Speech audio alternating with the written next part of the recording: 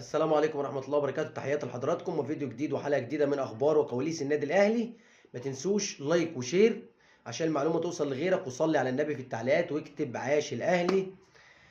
وآسف يعني ما كنتش معاكم اليومين اللي فاتوا دول، عندي ظرف دعواتكم إن شاء الله. دعواتكم. طيب، النادي الأهلي يا جماعة عشان الناس تبقى فاهمة، النادي الأهلي زيكو كولر مش عاوزه. امتى يرجع زيكو؟ كهربا النهارده عنده عرض من نادي الحزم السعودي. إدارة النادي الأهلي باقي على كهربا، وكيل أعماله أحمد يحيى بيقنع فيه إن هو يطلع، وكهربا بيحاول دلوقتي إن هو يتحرك ويوافق علشان مارسيل كولر مش مقتنع بيه، وكمان خايف إن هو يقعد وما يشاركش. وكولر عايز مهاجم أجنبي. كولر عايز مهاجم في حال خروج كهربا أو من غير خروج كهربا، النادي الأهلي هيجيب مهاجم. طيب، لو كهربا راح زد مصطفى زيكو بنسبه كبيره النادي الاهلي بيقنع في مارسيل كولر ان هو يجيبه. حتى الان مفيش زيكو، حتى الان مفيش زيكو، مفيش صفقات محليه. النادي الاهلي عايز كولر، مش عاوز صفقات محليه، عايز مهاجم. والكلام يا جماعه عشان تبقى الناس فاهمه، الكلام دلوقتي المفاضله ما بين يوسف ساليتش وعدي الدباغ، واحد فيهم هيكون موجود، في مهاجم هيكون موجود، انا باكد لحضرتك. طيب، المطلب الاول والاخير لمارسيل كولر ولجنه التخطيط بقياده الكابتن مختار واداره الاسكاوتنج بقياده الكابتن هاني رمزي والكابتن محمود الخطيب واداره النادي الاهلي بالاجماع، بن رمضان رقم واحد.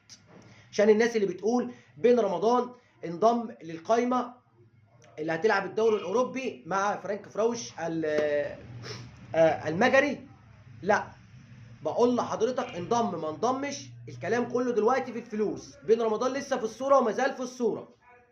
بن رمضان لسه في الصوره ومطلب اول، يبقى ممكن بن رمضان ومهاجم فلسطيني، واحد من الاثنين. كولر مقتنع اكتر بيوسف ساليتش، والنادي الاهلي عايز عدي الدباغ، واحد فيهم هيكون موجود.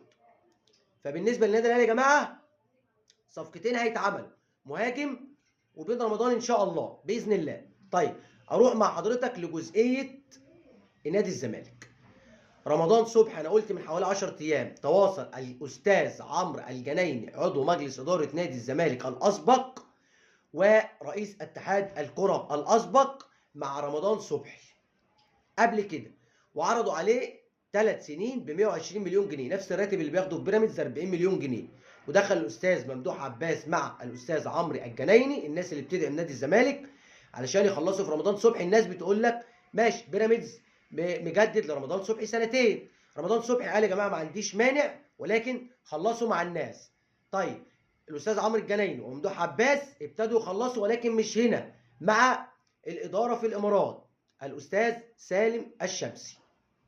ممكن بنسبه كبيره نشوف رمضان صبحي في نادي الزمالك، هيكون اضافه قويه، نتمنى له كل التوفيق.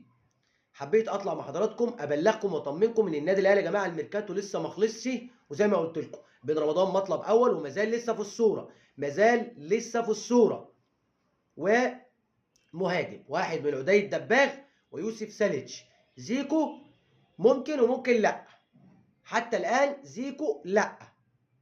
كهربا غالبا بنسبه كبيره للحزم السعودي دوري يولو، لسه القيد عندهم ما قفلش الدرجه الثانيه. دوري روشن قفل الدرجه الاولى، دوري يولو معانا لحد يوم 12 هيقفل القيد. فكهربا يا اما الحزم السعودي او زد. تحياتي لحضراتكم، استنونا في فيديو جديد وحلقه جديده من اخبار وكواليس النادي الاهلي. ما تنسوش اللايك والشير عشان المعلومه توصل لغيرك، وصلي على النبي في التعليقات. السلام عليكم.